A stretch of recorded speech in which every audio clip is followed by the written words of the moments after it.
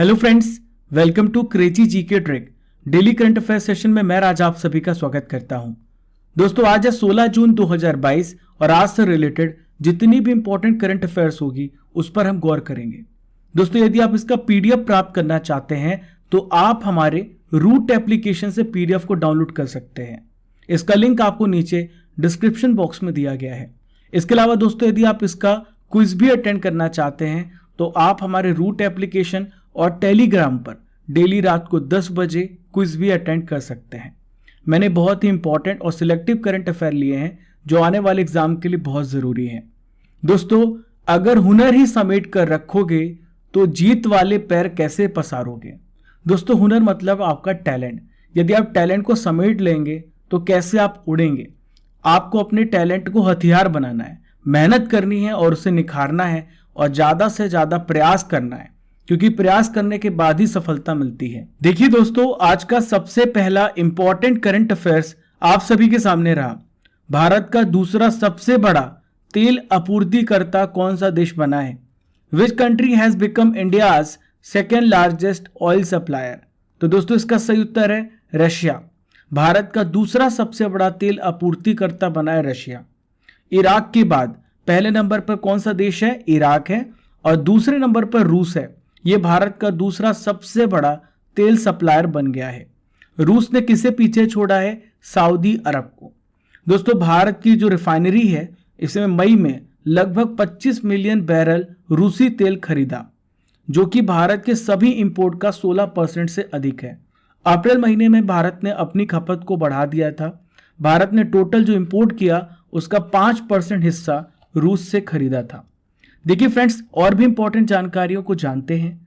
America और चीन के बाद दुनिया का तीसरा सबसे बड़ा उपभोक्ता कौन बन गया है, भारत। पहले नंबर पर अमेरिका है, दूसरे नंबर पर चीन है। भारत तीसरा सबसे बड़ा कंज्यूमर देश बन गया है। भारत के द्वारा टोटल 85% से जो अधिक का तेल है वो इंपोर्ट किया जाता है। दोस्तों मैं आपको बताना चाहूंगा कि मई महीने में इराक भारत का सबसे बड़ा शीर्ष आपूर्तिकर्ता देश बना था। भारत ने ऐसे समय में रूस से तेल को इंपोर्ट किया है जब रियायती कीमतों का फायदा उठाने का मौका मिला। जब वैश्विक ऊर्जा की कीमतें बढ़ रही थी तो रूस से भारत ने मदद ली और रूस से इंपोर्ट करना चालू किया। और दोस्तों इसका फायदा किसने उठाया, भारत ने उठाया। देखिए फ्रेंड्स यहाँ पर पेट्रोलियम की बात आ रही है तो एक अंतर्राष्ट्रीय संस्थान है जो काफी फेमस है और वो है ओपेक। दोस्तों ओपेक क्या है मैं आपको बता देता हूं। ओपेक का पहले फुल फॉर्म जानिए, organization of the petroleum exporting countries. चलिए दोस्तों 13 देशों का नाम भी जान लेते हैं जो पेट्रोलियम का उत्पादन करते हैं। तो 13 सदस्य देश ये रहे। पहला है सऊदी अरब, दूसरा है अल्जीरिया, तीसरा है ईरान, चौथा इराक, पांचवा है कुवैत, छठवां है अंगोला, सातवां है संयुक्त अरब अमीरात, आठवां है नाइजीरिया, 9th है लीबिया, 10th है वेनेजुएला, 11th है गबोन और 12th है गिनी और 12वां देश है कांगो।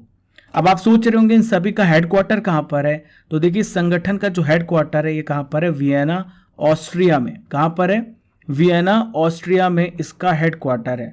दोस्तों ओपेक की स्थापना कब हुई थी, सितंबर 1960 में बगदाद इराक में। लेकिन इसका हेडक्वार्टर कहां पर है, ऑस्ट्रिया वियना में। चलिए दोस्तों चलते हैं सेकंड इंपॉर्टेंट करंट अफेयर्स की ओर। तो हाल ही में नीरज चोपड़ा ने कितने मीटर भाला फेंक करके एक नया नेशनल रिकॉर्ड बनाया है। Neeraj Chopra has set a new national record by throwing how many meters javelin. तो दोस्तों इसका सही उत्तर है 89.30 मीटर। इन्होंने 89.30 मीटर का भाला फेंक करके एक नया कीर्तिमान रच दिया है। दोस्तों मैं आपको बताना चाहूंगा कि चोपड़ा का इससे पहले जो राष्ट्रीय रिकॉर्ड था वो था 88.07 मीटर। पिछले साल मार्च में इन्होंने पटियाला में यह रिकॉर्ड बनाया था। दोस्तों आप सभी को तो याद ही है 7 अगस्त का वो दिन 2021 का जब 87.58 मीटर का थ्रो फेंक करके, जेवलिन थ्रो फेंक करके टोक्यो ओलंपिक में इन्होंने गोल्ड मेडल हासिल किया था।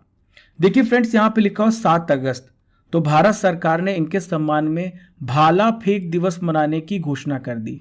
कौन सा दिवस, भाला फेंक दिवस मनाने की घोषणा कर दी। दोस्तों इनके सम्मान में रक्षा मंत्री राजनाथ सिंह ने पुणे में स्थित सेना खेल संस्थान आर्मी स्पोर्ट्स इंस्टीट्यूट का नाम बदलकर क्या कर दिया, नीरज चोपड़ा स्टेडियम रख दिया था। आइए इनके बारे में और भी इंपॉर्टेंट पॉइंट को समझते हैं। दोस्तों, नीरज चोपड़ा एथलेटिक्स में भारत के लिए पहला ओलंपिक गोल्ड मेडल जीतने वाले एकमात्र व्यक्ति हैं। और व्यक्तिगत रूप से बात करें इंडिविजुअली, तो ओलंपिक में दूसरे व्यक्तिगत स्वर्ण पदक विजेता हैं। पहले व्यक्ति हैं अभिनव बिंद्रा। पहले व्यक्ति कौन है? अभिनव बिंद्रा, जो कि 2008 में इन्होंने शूटिंग में गोल्ड मेडल हासिल किया था। देखिए फ्रेंड्स, नीरज चोपड़ा ने 85.23 मीटर का भाला फेंककर 2017 में एशियाई एथलेटिक्स चैंपियनशिप में भी गोल्ड मेडल हासिल किया। इसके अलावा दोस्तों, राष्ट्रमंडल खेल जो कि ऑस्ट्रेलिया के गोल्ड कोस्ट में संपन्न हुआ 2018 में, इन्होंने 86.47 मीटर का भाला फेंक करके स्वर्ण पदक अपने नाम किया। चलिए दोस्तों, चलते हैं थर्ड इंपॉर्टेंट करंट अफेयर्स की ओर। तो थर्ड इंपॉर्टेंट करंट अफेयर्स आप सभी के सामने रहा। हाल ही में केंद्रीय मंत्रिमंडल ने किसके लिए अग्निपथ योजना को मंजूरी प्रदान की है? The union cabinet has approved the Agnipath scheme for. तो अग्निपथ योजना सशस्त्र बलों के लिए, आर्म्ड फोर्सेस के लिए शुरू की गई है। इसका क्या मतलब है दोस्तों? अग्निपथ योजना में क्या किया जाएगा? तो इसमें युवाओं की भर्ती की जाएगी, जो यूथ हैं उन्हें रिक्रूट किया जाएगा। इस योजना के तहत दोस्तों, जो भी चयनित यूथ है उन्हें अग्निवीर कहा जाएगा। यह योजना तीनों सेनाओं के लिए लागू होगी, यानी में तीनों सेनाओं की भर्ती की जाएगी। तीनों सेना में कौन कौन सी सेना है? देखिए, नेवी है, आर्मी है और इसके अलावा दोस्तों हमारी एयर फोर्स है। इन तीनों सेनाओं में भर्ती की जाएगी। इस साल बहुत बड़ी घोषणा हुई है, 46,000 अग्निवीरों की भर्ती की जाएगी और रैली जो है 90 दिनों में शुरू हो जाएगी। दोस्तों, इसके अलावा आपको 4 साल के लिए अपनी सर्विस प्रोवाइड करनी है। अग्निवीरों को संबंधित सेवा अधिनियम के तहत कितने साल? 4 साल के लिए आपको सर्विस प्रोवाइड करनी है। दोस्तों, आपको क्या मिलेगा इसमें? जो जोखिम और कठिनाइयां अलाउंस मिलेंगे और आकर्षक मंथली पैकेज भी मिलेगा। देखिए फ्रेंड्स, आइए गौर करते हैं क्या क्या मिलने वाला है आपको। तो देखिए, पहले साल आपकी सैलरी 30,000 रुपए होगी, दूसरे साल आपकी सैलरी 33,000 होगी, थर्ड ईयर 36,500 और चौथे साल आपको 40,000 रुपए मिलेंगे। देखिए, जो 30,000 रुपए है इसे 2 भागों में बांटा गया है। पहला 21,000 रुपीज़ आपको इन हैंड सैलरी मिलेगी और जो 9,000 सैलरी ये कहाँ पर जाएगी? ये सेवा निधि में जाएगी, जो आपको लास्ट में लमसम अमाउंट मिलेगा ना, 30% जो है कंट्रीब्यूशन देना होगा आपको सेवा निधि में। देखिए, इसके अलावा बात करें सेकेंड ईयर में 23,100 सैलरी होगी आपकी इन हैंड और 9,900 ये भी सेवा निधि में जाएगी। 25,580 रुपये आपको तीसरे साल मिलेंगे और 10,950 रुपये मंथली आपकी सेवा निधि में सैलरी डिपॉजिट होगी। 28,000 इन हैंड सैलरी मिलेगी और 12,000 रुपये सेवा निधि में आपकी सैलरी क्या होगी? यहाँ पर इंक्लूड होगी। क्लियर है? देखिए फ्रेंड्स, जब आपकी 4 साल की कार्य अवधि पूरी हो जाएगी तो आपको एक मुफ्त सेवा निधि पैकेज मिलेगा और ये अमाउंट होगा 11.71 लाख। दोस्तों, यहाँ पे ध्यान देने वाली बात है, जो 4 साल आपकी सैलरी कटी है हर महीने सेवा निधि के लिए, वो 5.02 लाख होगी और 5.02 लाख गवर्नमेंट भी देगी। दोनों मिलाकर के 10.04 लाख होता है और 11.7 लाख रुपीज़ आपको सेवा निधि पैकेज मिलेगा जब आप 4 साल के बाद एग्जिट करेंगे। मेरे हिसाब से बहुत ही बढ़िया स्कीम है ये। सेवा निधि जो होगी फ्रेंड्स, ये इनकम टैक्स से भी फ्री रहेगी। 48 लाख रुपीज़ को आपका इंश्योरेंस कवरेज भी होगा। दोस्तों, अग्निपथ योजना में कौन एप्लीकेबल है? जिनकी उम्र 17.5 है और 21 साल से कम है, वही इसके लिए अप्लाई कर सकते हैं। दोस्तों, आप सभी के लिए एक बिग अनाउंसमेंट है, रजिस्ट्रेशन ओपन कर दिए गए हैं लाइव बैचेस के लिए। लाइव बैचेस कहाँ पर आपको मिलेगा? रूट एप्लीकेशन पर। हमारी जो बेस्ट फैकल्टी है आपको लाइव पढ़ाएगी। डिफरेंट सब्जेक्ट्स जैसे ज्योग्राफी है, पॉलिटी है, मैथ्स और भी ऐसे पर्टिकुलर सब्जेक्ट आपको हमारे लाइव बैच मिलेंगे रूट एप्लीकेशन पर। और बहुत सारे एग्जाम्स के कोर्सेस आपको यहाँ पर मिलने वाले हैं। आपको डाउनलोड करना है रूट एप्लीकेशन को। यहाँ पर जो फीचर्स मिलने वाला है, अगर आपको किसी भी प्रकार का डाउट होता है तो आप अपने डाउट को पूछ सकते हैं। प्रीवियस ईयर क्वेश्चंस कराए जाएंगे, ट्रिक्स कराई जाएगी और 5 दिन आपका सेशन चलेगा, मंडे टू फ्राइडे, दोनों मीडियम, हिंदी और इंग्लिश मीडियम में। डाउनलोड कीजिए रूट एप्लीकेशन, जिसका लिंक आपको नीचे डिस्क्रिप्शन बॉक्स में दिया गया है। चलिए दोस्तों, चलते हैं फोर्थ इंपॉर्टेंट करंट अफेयर्स की ओर। बहुत ही ध्यान से सुनिएगा। तो फोर्थ इंपॉर्टेंट करंट अफेयर्स आप सभी के सामने रहा। भगवान बुद्ध के 4 कपिल वस्तु पवित्र अवशेष 11 दिवसीय प्रदर्शनी के लिए किस देश पहुंचे हैं? 4 कपिल वस्तु sacred relics of Lord Buddha have reached which country for 11 day exhibition? तो दोस्तों किस देश से पहुंचे हैं ये? मंगोलिया देश से ये पहुंचाए गए हैं। दोस्तों भारत से मंगोलिया के अवशेष लाने से भारत और मंगोलिया के बीच में जो हिस्टोरिकल रिलेशन है और भी मजबूत होंगे।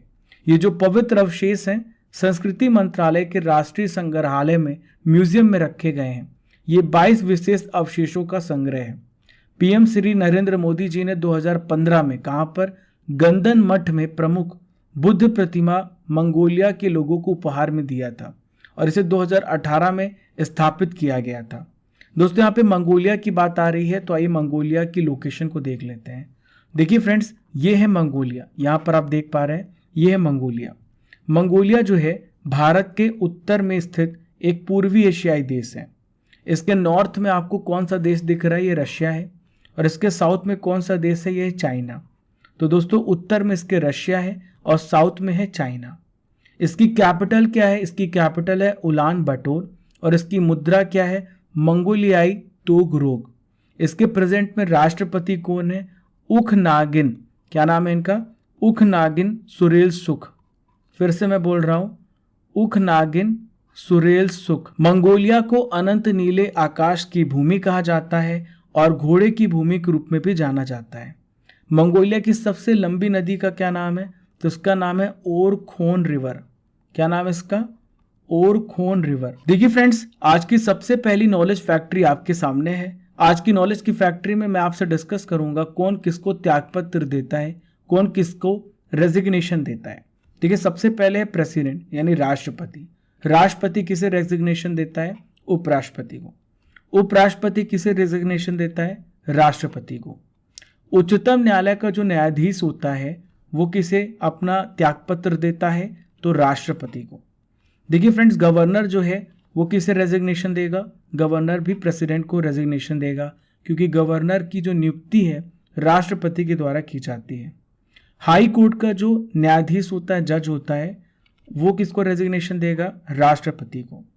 लोकसभा का जो अध्यक्ष है, प्रेजेंट में ओम बिरला लोकसभा के अध्यक्ष हैं, ये लोकसभा के उपाध्यक्ष को रेजिग्नेशन देंगे। लोकसभा का उपाध्यक्ष लोकसभा के अध्यक्ष को रेजिग्नेशन देगा। राज्यसभा के उपसभापति सभापति को रेजिग्नेशन देंगे। प्रेजेंट में वाइस प्रेसिडेंट कौन है? भारत के सभापति कौन है? इनका नाम है वेंकैया नायडू। जो पार्लियामेंट में मेंबर्स होते हैं वो अपना रेजिग्नेशन किन्हें देंगे? देखिए फ्रेंड्स, यदि राज्यसभा की बात आएगी, जो राज्यसभा के सदस्य हैं वो राज्यसभा के सभापति को अपना रेजिग्नेशन देंगे। यदि वो लोकसभा के सदस्य हैं तो लोकसभा के अध्यक्ष को अपना रेजिग्नेशन देंगे। विधानसभा का जो अध्यक्ष होगा वो विधानसभा के उपाध्यक्ष को रेजिग्नेशन देगा। आइए दोस्तों चलते हैं फिफ्थ इंपॉर्टेंट करंट अफेयर्स की ओर। तो फिफ्थ इंपॉर्टेंट करंट अफेयर्स आप सभी के सामने रहा। हाल ही में विश्व पवन दिवस 2022 कब मनाया गया? When is global wind day 2022 celebrated? तो हर साल 15 जून को विश्व पवन दिवस मनाया जाता है। इसका उद्देश्य क्या है? विंड एनर्जी यानी जो पवन ऊर्जा है उसकी क्षमता, उसकी जो कैपेसिटी है और हमारी ऊर्जा प्रणालियों को फिर से आकार देना। दोस्तों विंड एनर्जी किस प्रकार की एनर्जी है? ये नॉन कन्वेंशनल एनर्जी है। नॉन कन्वेंशनल मतलब होता है गैर परंपरागत, यानी जो ऐसी एनर्जी जो बहुत सालों से यूज में नहीं आई है, नई प्रकार से इसका यूज किया जा रहा है। ऐसी एनर्जी जो हमारे पर्यावरण को प्रदूषण नहीं फैलाती, ऐसी एनर्जी जो हमारे आसपास अनंत रूप में मौजूद है। हम इसका इस्तेमाल करके अपने पर्यावरण को भी बचा सकते हैं और हम अपनी ज़रूरतों को भी पूरा कर सकते हैं। दोस्तों ये जो दिवस है क्यों मनाया जाता है? हवा ऊर्जा की संभावनाओं की ओर लोगों का ध्यान आकर्षित करना, देशों का ध्यान आकर्षित करना। ये विंड यूरोप और ग्लोबल विंड एनर्जी काउंसिल के द्वारा आयोजित किया जाता है। पहली बार कब मनाया गया था? 2009 में।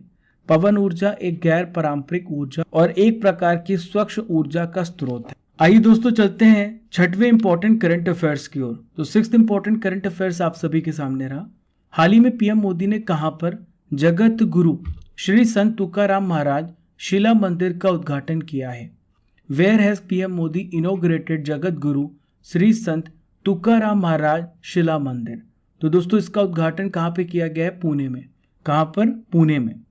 हाल ही में नरेंद्र मोदी जी ने पुणे के पास एक गांव है, इस गांव का क्या नाम है, देहू गांव। देहू गांव में जगत गुरु श्री संत तुकाराम महाराज शिला मंदिर का उद्घाटन किया। ये मंदिर कितना पुराना है, ये मंदिर 17वीं शताब्दी में बनाया गया था। संत तुकाराम जी की बात आ रही है, कौन है? तो दोस्तों संत तुकाराम एक वारकरी संत और कवि थे। देखिए फ्रेंड्स, यहाँ पर वारकरी शब्द का इस्तेमाल किया गया है, तो इसका क्या मतलब होता है ये मैं आपको समझाता हूँ। वारकरी संत किसे कहते हैं? ऐसे संत को वारकरी संत कहते हैं जो भगवान श्री विट्ठल के भक्त होते हैं, उन्हें वारकरी कहते हैं, जो भगवान विट्ठल जी की पूजा करते हैं। इस संप्रदाय को वारकरी संप्रदाय कहा जाता है। वारकरी शब्द में जो वारी शब्द है, इसका मतलब क्या होता है? वारी का अर्थ होता है यात्रा करना, फेरे लगाना। जो अपने आस्था स्थान की भक्तिपूर्ण यात्रा बार बार करता है उसे वारकरी कहा जाता है। चलिए दोस्तों चलते हैं 7th इंपॉर्टेंट करंट अफेयर्स की ओर। तो 7th इंपॉर्टेंट करंट अफेयर्स आप सभी के सामने रहा। हाल ही में माइक्रोसॉफ्ट ने कितने वर्षों के बाद अपने वेब ब्राउजर इंटरनेट एक्सप्लोरर को बंद कर दिया है? After how many years has Microsoft discontinued it's web browser internet explorer? तो दोस्तों इंटरनेट एक्सप्लोरर को 27 साल बाद बंद कर दिया गया है। कब बंद किया गया? 15 जून 2022 को इंटरनेट एक्सप्लोरर हमेशा के लिए बंद हो गया। माइक्रोसॉफ्ट ने इंटरनेट एक्सप्लोरर को कब लॉन्च किया था, कब रिलीज किया था? 16 अगस्त 1995 को। देखिए इसके राइटर कौन है, इनका क्या नाम है? थॉमस रियरडॉन। माइक्रोसॉफ्ट इंटरनेट एक्सप्लोरर जो है किस प्रोग्रामिंग लैंग्वेज पे वर्क करता है? C++।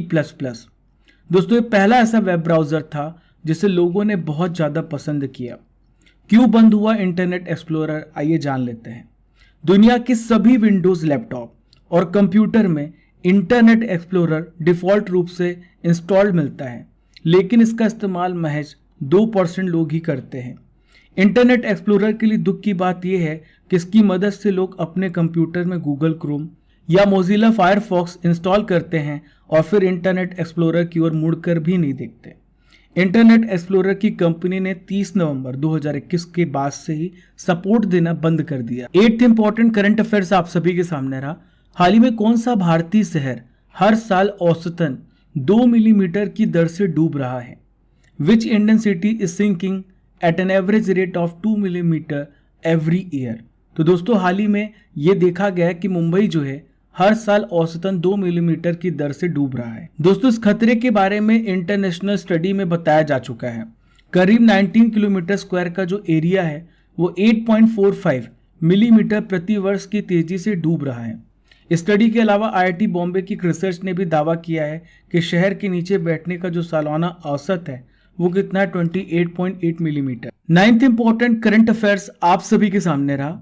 हाल ही में भारत गौरव योजना के तहत पहली ट्रेन को किस रेलवे स्टेशन से हरी झंडी दिखाकर रवाना किया गया है? तो दोस्तों इसे कोयम्बटूर से रवाना किया गया है। भारतीय रेलवे की भारत गौरव योजना के तहत पहली ट्रेन कब? 14 जून 2022 को हरी झंडी दिखाकर किसे रवाना किया गया? ये किस राज्य से किस राज्य की ओर चली है? ये तमिलनाडु के कोयम्बटूर उत्तर रेलवे स्टेशन से महाराष्ट्र के साईनगर शिरडी के लिए रवाना हुई है। अब आइए समझते दोस्तों भारत गौरव योजना क्या है। दोस्तों भारतीय रेलवे ने कब? 23 नवंबर 2021 को, फिर से मैं बोल रहा हूँ 23 नवंबर 2021 को भारत गौरव योजना इस नाम की योजना शुरू की। इस योजना के तहत क्या होगा दोस्तों? निजी टूर ऑपरेटर रेलवे से लीज पर ट्रेन ले सकते हैं और इन ट्रेनों को अपनी पसंद के किसी भी सर्किट पे चला सकते हैं। ये जो ट्रेन है फ्रेंड्स, ये टूरिज्म को बढ़ावा देंगी। ये थीम आधारित पर्यटन सर्किट के लिए बनाई गई हैं। फॉर एग्जाम्पल गुरु कृपा जो कि गुरु नानक से सभी स्थानों को जोड़ेगा। रामायण थीम वाली जो ट्रेन है ये भगवान राम से जुड़े सभी स्थानों तक जाती है। देखिए फ्रेंड्स, आज का आखिरी इंपॉर्टेंट करंट अफेयर्स आप सभी के सामने रहा। हाल ही में भारत के 74वें ग्रैंड मास्टर कौन बने हैं? Who has become the 74th grand master of India? तो देखिए फ्रेंड्स, राहुल श्रीवास्तव जो हैं भारत के 74वें ग्रैंड मास्टर बने हैं। किस राज्य के हैं ये तेलंगाना राज्य के हैं। राहुल श्रीवास्तव ये भारत के 74वें ग्रैंड मास्टर बने हैं। भारत के सबसे पहले ग्रैंड मास्टर कौन थे? तो ये थे विश्वनाथन आनंद। ये भारत के पहले ग्रैंड मास्टर कब बने थे? 1988 में। दोस्तों विश्वनाथन आनंद को सबसे पहला राजीव गांधी खेल रत्न पुरस्कार दिया गया था। देखिए इसका नाम बदलकर क्या कर दिया गया है, मेजर ध्यानचंद खेल रत्न पुरस्कार दिया गया है। देखिए इस वर्ष कितने लोगों को खेल रत्न पुरस्कार दिया गया है, 12 खिलाड़ियों को दिया गया है। कब दिया जाता है, हर साल 29 अगस्त को मेजर ध्यानचंद जी की याद पर खेल दिवस मनाया जाता है और इसी दिन 29 अगस्त को मेजर ध्यानचंद खेल रत्न पुरस्कार से सम्मानित किया जाता है। इस प्रतियोगिता का आयोजन कहां पर किया गया था, इटली में 9वें कैटोलिका शतरंज महोत्सव 2022 का आयोजन किया गया। देखिए फ्रेंड्स, आप सभी के लिए एक नई सीरीज चालू हुई है और यह extra ordinary question series. Question ये रहा, भारत के संविधान में भारत के कॉन्स्टिट्यूशन में कौन सा आर्टिकल अपनी पसंद के व्यक्ति से शादी करने के अधिकार की रक्षा करता है। तो दोस्तों ये यूपीएससी में पूछा गया है और 2019 के पेपर में क्वेश्चन पूछा गया था। तो दोस्तों भारत के संविधान का कौन सा आर्टिकल है, तो यह आर्टिकल 21। आर्टिकल 21 किससे रिलेटेड है, ये राइट टू लाइफ है, यानी जीवन जीने का अधिकार है, राइट टू लाइफ। इसमें शादी के अधिकार को भी शामिल किया गया है। शादी का जो अधिकार है भारत के संविधान अनुच्छेद 21 के तहत है। जीवन का अधिकार एक घटक है जिसमें ये कहा गया है कोई भी व्यक्ति को कानून के द्वारा स्थापित प्रक्रिया के अलावा अपने जीवन और व्यक्तिगत स्वतंत्रता से वंचित नहीं किया जा सकता। दोस्तों खबरों के पिटारे में मैं आपको बता रहा हूं, अगले 1.5 साल में 10 लाख नौकरियां देने वाली केंद्र सरकार। करंट अफेयर्स की रसमलाई आपके सामने है। हाल ही में किस टीम ने सैयद मुश्ताक अली ट्रॉफी का खिताब तीसरी बार जीता है, तमिलनाडु ने। हाल ही में किस आईएनएस को औपचारिक रूप से इंडियन नेवी में शामिल किया गया, आईएनएस विशाखापत्तनम को। अंतर्राष्ट्रीय क्रिकेट परिषद के नए सीईओ कौन बने हैं, तो इनका क्या नाम है, जियोफ एलार्डिस।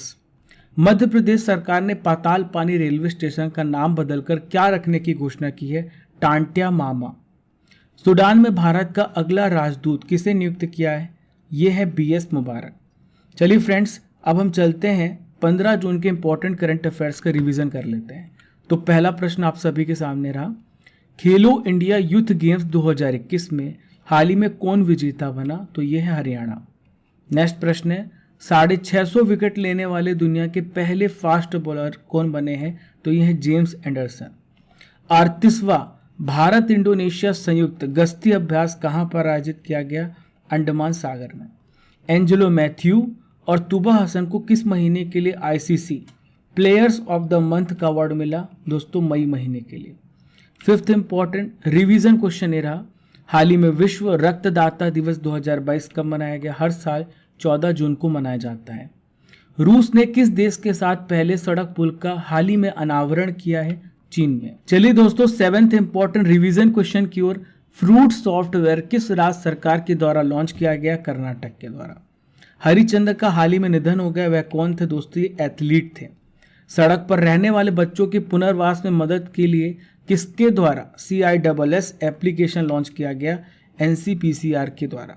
आज का आखिरी इंपॉर्टेंट रिवीजन क्वेश्चन ये रहा, अंतर्राष्ट्रीय एल्बिनिज्म जागरूकता दिवस कब मनाया जाता है, तो देखिए फ्रेंड्स हर साल 13 जून को मनाया जाता है। देखिए दोस्तों क्वेश्चन आप सभी के सामने रहा, नीरज चोपड़ा ने टोक्यो ओलंपिक 2020 में कितने मीटर भाला फेंका था, तो दोस्तों आप सभी को इसका आंसर कमेंट बॉक्स पे देना है। देखिए फ्रेंड्स ये था 15 जून के इंपॉर्टेंट करंट अफेयर्स का रिवीजन। हमने डेली करंट अफेयर्स में 16 जून के करंट अफेयर्स को भी कवर किया है। आशा करता हूं कि आपको पूरा सेशन बहुत अच्छे से समझ में आया होगा। फॉलो कीजिए क्रेची जीके ट्रिक को डिफरेंट सोशल मीडिया प्लेटफॉर्म पर। दोस्तों मैं आप सभी को बताना चाहूँगा कि इस 15 से 20 मिनट के लेक्चर में हम लगभग 100 to 150 इन्फॉर्मेशन कवर करते हैं और इसी प्रकार से हम अपनी स्ट्रेंथ को बढ़ाते भी रहेंगे। आज के सेशन का टारगेट 3000 लाइक्स का है। दोस्तों पहली बार हमारे चैनल पर आ रहे हैं तो सब्सक्राइब कर लीजिए and press the bell icon button ताकि आपको हर एक नोटिफिकेशन सबसे पहले मिल सके। Keep liking, keep sharing your channel crazy ji.